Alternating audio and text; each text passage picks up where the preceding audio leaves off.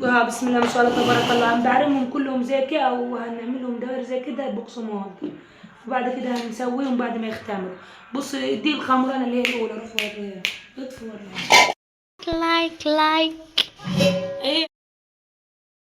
النهارده نعمل معاكم الكحك الفلاح. أول حاجة هنا دي خضة سمنة بلدي، يعني مثلا حوالي زيادة عن ربع كيلو. تمام. هنحط العيش في البوتاجاز. معانا خضة سمنة، السمنة دي، ومعانا علبة سمن من دي. علبة السمن دي بص ناقصة اكملها بالسمنة البلدي، يعني علبة السمن دي وصلى على النبي ناقصة اكملها بالسمنة البلدي.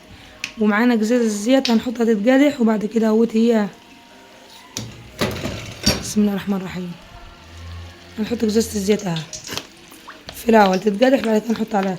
هات الشاوي يا شركة تسيب النار. بص هنا حطينا تتقدح دي علبة سمن الأصيل، وهنا حطينا جزاز الزيت، ودي حتة خضة بلدي هنكمل بها الجزازة دي، هنكمل بها البطانية. وسامعين القدح يعني متطقطق كده، وبعد كده هنضيف عليها السمنة البلدي عشان تبقى عاملة له ريحة حلوة. دي السمنة البلدي عشان يبقى كله ريحته بلدي. اللهم صل على النبي. هيتقدحوا حلو كده عشان يبقوا، وهنخليهم لما يهدوا شوية عشان ما ننزلهمش على الدقيق وهم سخنين جوه. بعد كده هنرجع معاكم واحنا لما ننعش. زي ما قلت لكم كده علبة سمنة كبيرة. استني. وعليكم السلام ورحمة الله وبركاته. شايف الشركة تتعلم. استنى هنعجن مع بعض، وبعد كده اقول لهم شركة ما تسلم عليهم.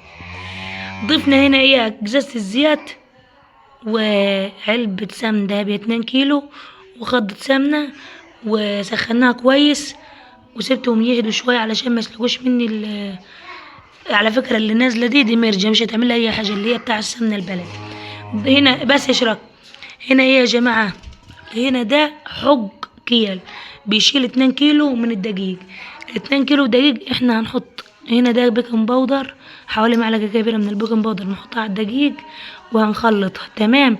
ده بيشيل 2 كيلو من الدقيق بصي، بيشيل 2 كيلو دقيق. هنخلطهم كده، وبعد كده هنضيفهم هنا هنضيفهم هنا وهنحط قديهم ضرب ونص تاني، يعني هنحط حج تاني 2 كيلو تاني، وهنحط يعني حوالي 5 كيلو، هيلم يجي 5 كيلو. تمام. بص هذا الحج اللي احنا بنحطه في 2 كيلو. انا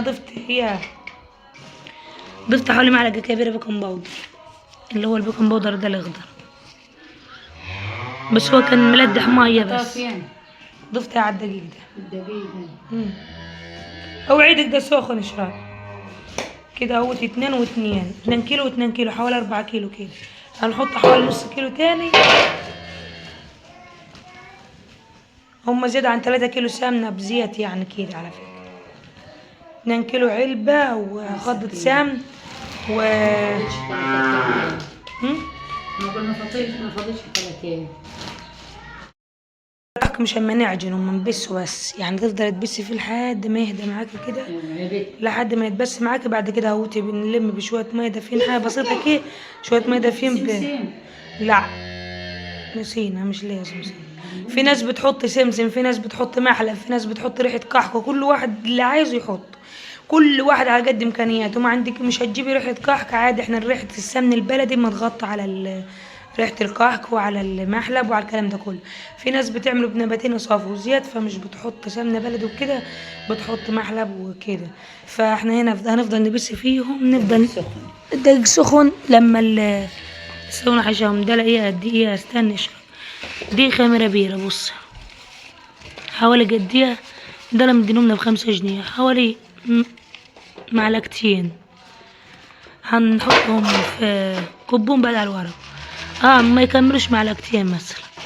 خميرة بيرة بص، ده ب5 جنيه. هنضيفهم لا، ده لما ندوبهم في مية سخنة، هندوبهم في شوية مية سخنة عشان المية سخنة اما تنشط الخميرة. بعد ما نبس ده كويس علشان العجينة تبقى مبسوسة معاك وسايبة كده، ما تبقاش ماسكة نفسها. هنا حطينا السمنة وفضلنا نبس فيهم لما بص هي بقوا شربوا السمنة كلها. بعد كده هنضيف عليهم الخميرة اللهم صل على سيدنا محمد صلى الله عليه وسلم. هنضيف الخميرة حبة لبن بسيطة أو شوية مية بملح، هقول لكم هنحط معلقتين ملح بس، قد معلقتين الخميره كده في شويه ميه، وهندوبهم ونلم بهم العجينه. العجينه مبسوسه، بص عايزه حبه ميه. خميره هنضيف عليها شويه لبن بس. لا ده الوش ده اللي كان قبل كده، دي الخميره ضفنا عليها شويه لبن.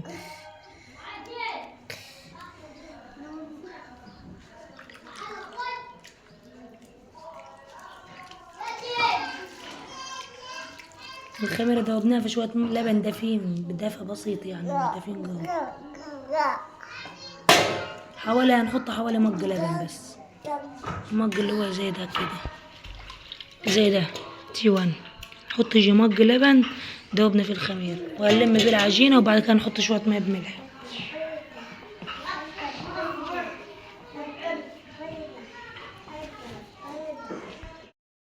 ده هناخد منه شوية بس، حوالي معلقتين ملح كده، قد يعني أقل من الخميرة شوية، ولا قد الخميرة.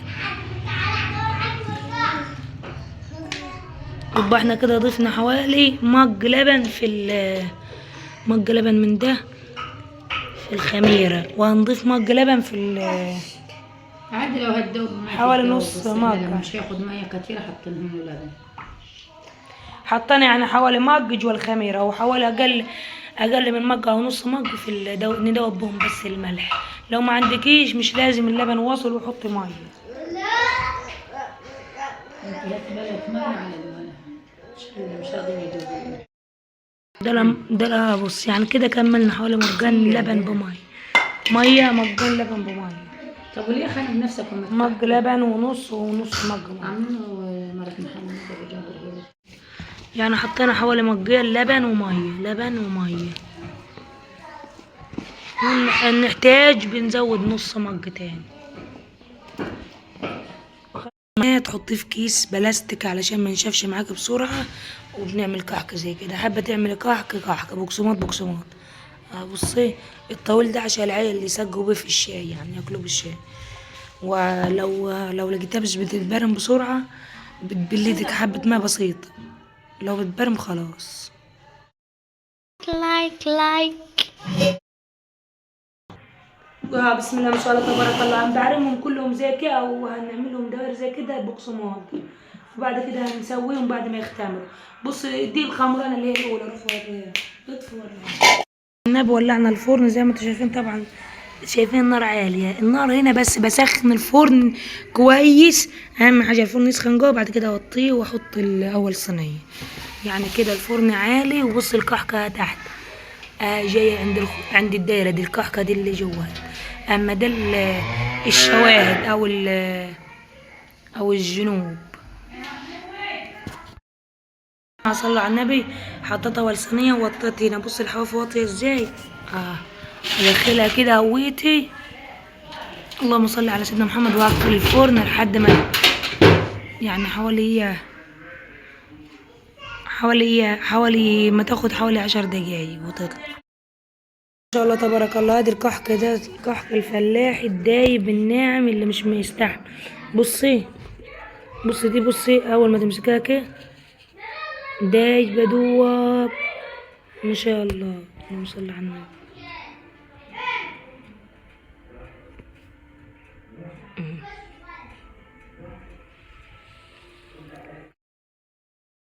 بصي ده بعد ما طاب، شايفين؟ بصي محمر تحمير بسيطة من تحت ومن فوق. هو اما يقعد في الصينية وهي طالعة سخنة كده بيستوي تاني. يعني بصي ده بعد ما استوى ما شاء الله تبارك الله. اللهم صل على النبي. بص هو مش مستحمل، بص بيتكسر بسرعة، وده يبدوب. بص اللهم صل على النبي. بص ده كيف